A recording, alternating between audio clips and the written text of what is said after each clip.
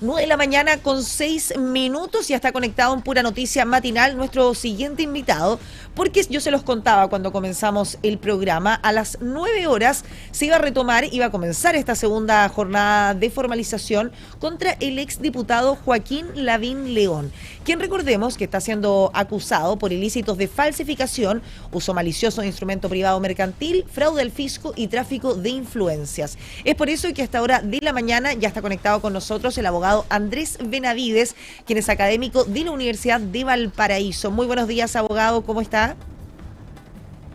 Muy buen día, muchas gracias por la invitación, gusto en saludarles nuevamente. Muchas gracias a usted por su disposición y estar con nosotros. Conversábamos sobre una formalización que comenzó durante este lunes y se retomará precisamente en esta jornada. Este martes a las 9 horas se debió haber retomado la formalización del exdiputado. Comencemos por lo básico, abogado. ¿Qué significa exactamente que una persona sea formalizada por fraude al fisco? Bueno, la formalización es una comunicación de cargos. Es un acto exclusivo y excluyente del Ministerio Público, es decir, esta institución que es el ente persecutor especializado en nuestro país, el que decide cuándo y por qué hechos puede formalizar a cualquiera de nosotros ante un tribunal, específicamente ante un juzgado de garantía. No es una sentencia. Por lo tanto, se mantiene incólume lo que se denomina el estado jurídico de inocencia o presunción de inocencia. Tal como su nombre lo dice, se trata de una audiencia en donde formalmente esta institución, que se llama Ministerio Público, le informa a una o más personas que está siendo imputada por determinados hechos. A estos hechos les da una calificación jurídica, es decir, le pone la etiqueta de un determinado delito, y dependiendo la complejidad de los hechos, puede ser una audiencia muy breve o una muy extensa, como ocurre con la nota que ustedes están desarrollando. Abogado, ¿qué tan grave es el conjunto de estos delitos que se le imputan, cierto, al exdiputado? Porque estamos hablando que es falsificación, uso malicioso de instrumento privado mercantil, fraude al fisco y tráfico de influencias. Son 3 delitos. Claro, efectivamente hay una multiplicidad de ilícitos que se imputan y el número unido al grado de desarrollo, porque según el Ministerio Público estarían consumados y atendiendo la penalidad, por supuesto que podemos decir que son hechos de preocupación, de relevancia y que seguramente va a significar una extensa investigación y también, presumo yo, la actitud activa de la defensa por intentar desvirtuar cada uno de estos cargos.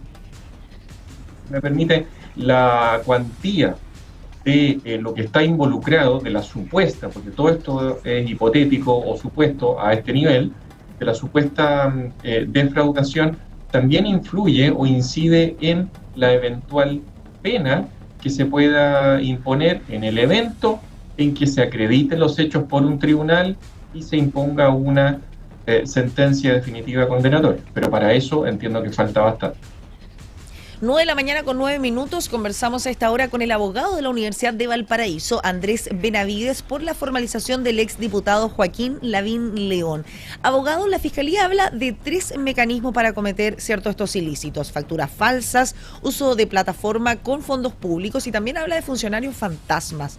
¿Cómo se configuran estos delitos en la práctica y cuál de esos mecanismos podría ser el más complejo de probar en un tribunal? Mira, a lo largo de nuestra historia reciente en el ámbito de delitos de corrupción o delitos contra la administración pública, que es lo que nos ocupa en esta noticia, hemos visto a través de investigaciones periodísticas, principalmente como la de ustedes, como la que se desarrolla en paralelo por otros entes también periodísticos, es la utilización de instrumentos tributarios para el dar cuenta de supuestos servicios, la compra o venta de bienes y o de servicios, y que algunos de estos casos han resultado acreditados como que fueron ficticios, es decir, que nunca se adquirieron tales bienes o que nunca se prestaron dichos servicios. Según lo que yo he podido leer de vuestras noticias y también de otros medios, es que aparentemente se habrían utilizado boletas y o facturas para dar cuenta de supuestas compras, ventas de bienes, de servicios, y con eso generar la posibilidad de un gasto con dineros públicos y en la medida que se trata de un gasto mal hecho, es decir, un gasto innecesario, es posible dar cuenta de una defraudación, idea que está muy próxima a los conceptos de ardid, de astucia, de argucia, tratándose de la figura de fraude funcionarial o, como se conoce en Chile, este delito como fraude al fisco, está en el artículo 239 del Código Penal. 9 de la mañana con 11 minutos, estamos conversando a esta hora con el abogado de la Universidad de Valparaíso, Andrés Benavides, porque a las 9 horas se retomó la segunda jornada de formalización del exdiputado Joaquín Lavín León. Abogado, el uso de asignaciones parlamentarias, ¿cierto?, para fines de campaña, ¿es algo que es derechamente ilegal o depende de cómo se justifiquen estos gastos? O sea, yo entiendo que las asignaciones parlamentarias tienen que ver con el desarrollo de labores de la persona que ya ha resultado electa. Es decir, no es posible hacer uso de tales asignaciones para campaña, para la reelección, para un próximo periodo, ¿verdad? Sino que tiene que decir relación estrictamente con asesorías, por ejemplo, que se requieren para el correcto desempeño de esta función pública, específicamente la de ser un parlamentario o parlamentaria de la República, y no para otros fines. Por lo tanto, si no es necesario, si así lo estima ese parlamentario, hacer uso de todo o parte de esas asignaciones, bueno, evidentemente que son dineros que deben mantenerse a buen recaudo y no destinarlos a otros efectos. Por otro lado, ¿qué tipo de pruebas se necesitaría la Fiscalía para poder acreditar justamente el fraude al fisco en un caso como este que involucra al exdiputado Lavín León? Mire, en general en el ámbito penal nos encontramos con el principio de libertad probatoria, es decir, sin que se vulneren garantías constitucionales, se pueden obtener cualquier antecedente, documento, testimonio, en fin, cualquier prueba que permita dar cuenta de los hechos que se están investigando y de la participación punible en esos hechos por quienes son o han sido imputados en la causa. Es decir, no existe una restricción desde el punto de vista de los antecedentes incriminatorios o de cargo que pueden utilizarse. Con, eso sí, este requisito que acabo de indicar, que nunca podemos utilizar prueba que se haya obtenido mediante la vulneración de garantías constitucionales. O sea, el principio del todo vale, por supuesto que no es posible dentro de un Estado democrático de derecho como el nuestro. Conversamos con el abogado de la Universidad de Valparaíso, Andrés Benavides, por esta segunda jornada de formalización que se lleva a cabo desde las 9 de la mañana de este martes contra el exdiputado Joaquín Lavín León, quien está siendo, recordemos, acusado por falsificación y uso malicioso de instrumento privado mercantil, fraude al fisco y también tráfico de influencias. Abogado, la defensa asegura y ha dicho que hay hechos nuevos que no estarían cubiertos precisamente por el desafuero. ¿Eso puede debilitar esta causa? Hechos nuevos no cubiertos por el desafuero. Lo que ocurre es que es interesante lo que usted plantea, porque la institución del desafuero es privativa para ciertas funciones, ya como por ejemplo personas que son parlamentarias y que deben ir a tribunales para audiencias como esta, la de formalización. En ese caso es necesario un trámite previo que se hace ante una corte de apelaciones, cuyo pleno, es decir, todos los miembros, ministros y ministras de esa corte, deben pronunciarse si hacen lugar a formación de causa, esa es la expresión técnica, o rechazan esa petición. Petición que proviene del Ministerio Público, quien normalmente tiene como aliado en estas causas al Consejo de Defensa del Estado. Entiendo que esa petición fue aprobada por la Corte de Apelaciones, es decir, en esa audiencia ganó, podríamos decir, el Ministerio Público, y ello dio luz verde para continuar con esta investigación penal ahora ante el juzgado de garantía, y en este caso se trata de una audiencia de formalización a la que si no hubiera asistido voluntariamente esta persona, podría ser llevado de manera compulsiva, es decir, se podría haber decretado alguna medida cautelar, como por ejemplo una orden de detención, porque ya está desaforada esa persona y paralelamente ya no puede ejercer su función parlamentaria porque está suspendido. Entonces, el rayado de cancha, por así decirlo, el límite de la imputación fáctica, de la imputación de los hechos, lo da precisamente esa solicitud de desafuero.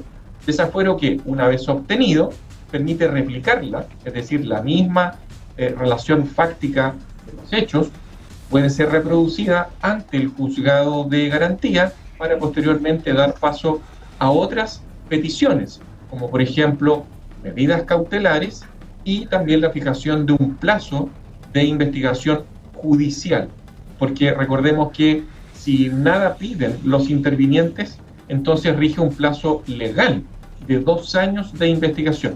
Es por eso que normalmente son las defensas las que comprimen, las que restringen este plazo para que no se extienda por dos años y sea más breve, ¿ya? Pero es importante tener presente que debe existir una congruencia, ¿ya? Una congruencia procesal entre los hechos que se debatieron en la audiencia de desafuero que ya indiqué, con lo que se va a ventilar, lo que se va a discutir en esta audiencia de formalización, es decir, debe existir una coincidencia. Abogado, ¿y qué rol juegan acá las facturas ideológicamente falsas? ¿Son clave quizás para probar la intención de delito? En la medida que existan, ¿verdad? Obviamente, porque estas facturas son expresiones, son afirmaciones del ente persecutor, ¿ya? Ahora, en la medida que eso esté acreditado, es decir, que se trate de documentos que no son materialmente falsos, ya la hoja o el archivo en donde se contiene esa factura o esa boleta, ya no está en discusión si se emitió o no se emitió en realidad. Lo que podría eventualmente discutirse es la veracidad de la glosa, es decir, del detalle que allí se menciona, como indicamos minutos atrás, compra-venta de determinados bienes o prestación de determinados servicios. Si se lograra acreditar, cuestión que no ha ocurrido hasta la fecha, eso es importante siempre recalcarlo, si se lograra acreditar que la glosa, es decir, la descripción de lo que representa la factura como medio de pago, ¿ya? Realmente no ocurrió, por ejemplo, nunca se prestaron aquellos servicios, entonces podríamos dar cuenta de documentos, de instrumentos ideológicamente falsos, es decir, representan compras, ventas de bienes o servicios inexistentes. Y eso puede representar perfectamente o materializar este ardid, esta astucia o argucia que está muy próxima a la defraudación como conducta que describe el tipo penal del fraude al fisco o fraude funcionarial del artículo 239 del Código Penal que indicamos. 9:19 a.m, estamos conversando a esta hora con el abogado de la Universidad de Valparaíso, Andrés Benavides. Abogado, el exdiputado, ¿cierto?, Joaquín Lavín, es acusado por el delito de fraude al fisco. Esta es la misma imputación que se le hace actualmente a la senadora de nuestra región de Valparaíso, Camila Flores, ¿verdad? Sí, efectivamente. Se trata de, obviamente, no los mismos hechos, no son exactamente los mismos hechos. Pero es el mismo delito. Pero lo que es la etiqueta, efectivamente, el mismo delito. ¿Y qué debería pasar, por ejemplo, para que se desafore a la senadora Camila Flores? ¿Y por qué este proceso generalmente es tan largo? Bueno, a ver, aquí pueden ocurrir dos cosas. Por ejemplo, el Ministerio Público podría pedir, si tiene la convicción de que hay participación punible, en este caso que tenemos en nuestra región, podría pedir una audiencia de formalización desde ya. Lo que ocurre es que no es obligatorio para la persona parlamentaria acudir a esa audiencia. Entonces, si se pide la audiencia de formalización, la persona imputada parlamentaria tiene dos opciones, ir o no ir. No le va a acarrear mayor efectos jurídicos esta decisión porque está amparada por esta institución del fuero. Por eso es que las más de las veces lo que hace el Ministerio Público es una extensa investigación. Como se trata de hechos complejos, toma muchos meses. Y una vez que tiene, por así decirlo, este círculo cerrado en cuanto a cuál fue la dinámica de hechos y qué participación le corresponde a cada persona identificada en esos hechos, solicita ante la Corte de Apelaciones respectiva, en este caso la Ilustrísima Corte de Apelaciones de Valparaíso, una audiencia para debatir el desafuero. Si llegara a ganar esa audiencia el Ministerio Público, entonces estaríamos en la situación como de la nota que estamos viendo en tiempo real prácticamente. Esto es, tendría que ir obligatoriamente la persona desaforada a la audiencia de formalización. ¿Por qué? Porque si no va, no justifica, por ejemplo, un problema de salud, entonces se le despacharía una orden de detención. Entonces, va de la mano la petición de desafuero, normalmente, con audiencias de formalización. Salvo, como le indiqué recién, que exista esta probabilidad de acudir voluntariamente, que ha ocurrido en el pasado. Parlamentarios que voluntariamente han ido a su audiencia de formalización gozando de fuero parlamentario y estando en funciones perfectamente. ¿Ya? Por otro ¿Van lado, a su audiencia? Sí. Lo escucho, abogado. Termine la idea, disculpe. Para terminar la idea, lo que no puede ocurrir si un parlamentario va a una audiencia de formalización de manera voluntaria y gozando aún de fuero es imponerle medidas cautelares. No podría quedar con arraigo, no podría quedar con arresto domiciliario, menos con una prisión preventiva, ¿verdad? O sea, va a la audiencia, escucha y se retira. No hay debate respecto a medidas cautelares cuando ocurre en este Perfecto, caso porque último. es un proceso voluntario, por decirlo de alguna forma. Exacto. Sí, tal cual. Por otro lado, usted lo mencionaba, la medida cautelar más gravosa, ¿cierto?, en nuestro país es precisamente la de prisión preventiva, que es la que pide la Fiscalía en el caso del exdiputado Joaquín Lavín León. ¿Qué elementos puede considerar el tribunal para decretar justamente esta medida cautelar? Usted, bajo su experiencia, su punto de vista, ¿cree que es factible, que sea probable que el exdiputado quede con prisión preventiva? Mire, los requisitos para decretar la prisión preventiva en nuestro país están claramente establecidos en el Código Procesal Penal y los tiene en el artículo 140. Y allí hay diversas letras, ya letras A, B y C, que establecen cuáles son los requisitos. Por lo tanto, esto no puede quedar entregado al arbitrio, ¿ya? O al capricho de un órgano jurisdiccional, como en este caso el juzgado de garantía, para decir me parece que sí o me parece que no. Es decir, debe ceñirse estrictamente a esos requisitos. Entre los requisitos más importantes están la multiplicidad de hechos que se imputan, es decir, lo que son materia de la formalización, el grado de participación en esos hechos, porque no es lo mismo ser autor, cómplice o encubridor, el grado de desarrollo de estos ilícitos, porque no es lo mismo que estén en etapa de tentativa, en etapa de frustración o en etapa de consumación, y la penalidad asignada a cada uno de esos ilícitos.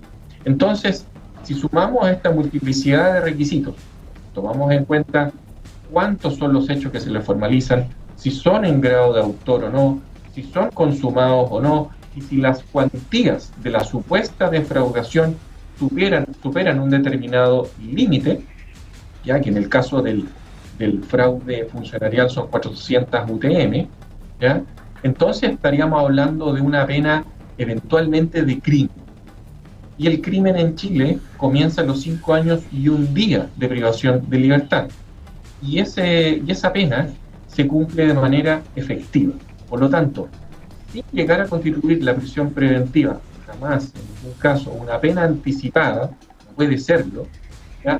Muchas veces los tribunales, haciendo este desarrollo que le estoy comentando, llegan a la conclusión que por la pena eventualmente aplicable, entonces se hacen merecedores, mientras no cambien las circunstancias, de una medida cautelar tan gravosa como la de la prisión preventiva. Ahora, si puede llegar a ocurrir aquí o no, para mí es difícil opinarlo en este minuto con la información que maneja, porque no tengo por ejemplo, acceso a la formalización de cargo, ni siquiera ha finalizado, como para saber multiplicidad, autoría, consumación, cuantías, y con eso arribar a la conclusión si estaríamos frente a una pena de crimen o a una pena de simple delito, o sea, una pena en este último caso de menos de 5 años o menos.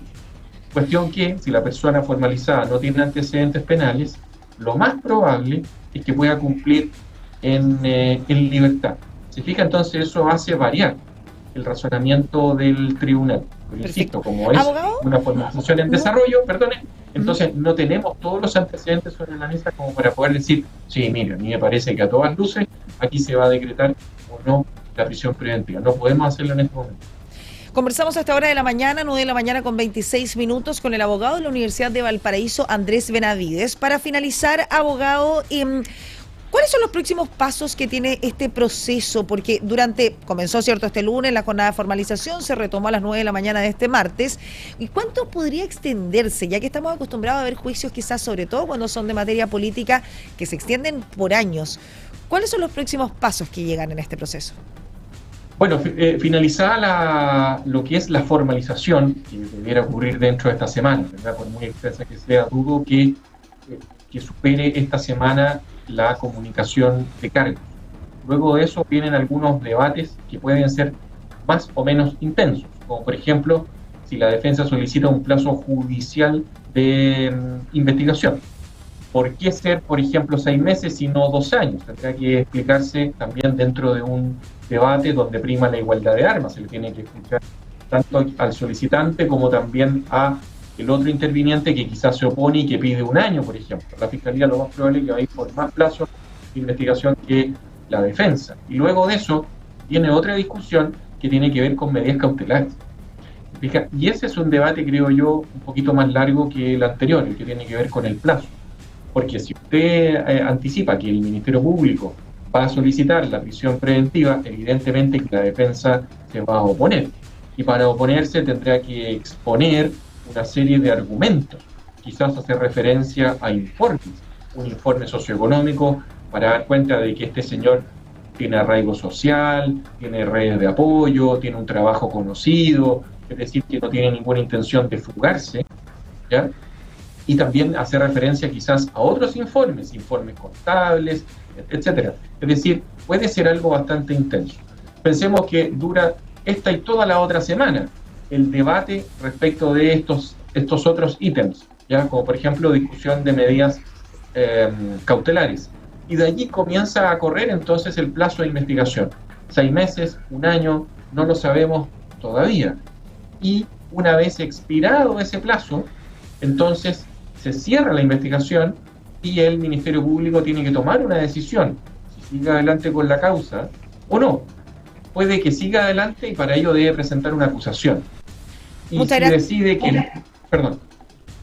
Muchas gracias, abogado. Se nos acaba el tiempo, lamentablemente. Vamos a estar Perfecto. atentos finalmente a cómo se desarrolle esta audiencia, ¿cierto? Esta formalización de cargos contra el exdiputado Joaquín Lavín León, la cual ya comenzó la segunda jornada durante esta mañana, a las 9 de la mañana. Muchas gracias, abogado, Universidad de Valparaíso, Andrés Benavides, por estar con nosotros durante esta mañana en Pura Noticia Matinal. Nos vemos en una próxima oportunidad.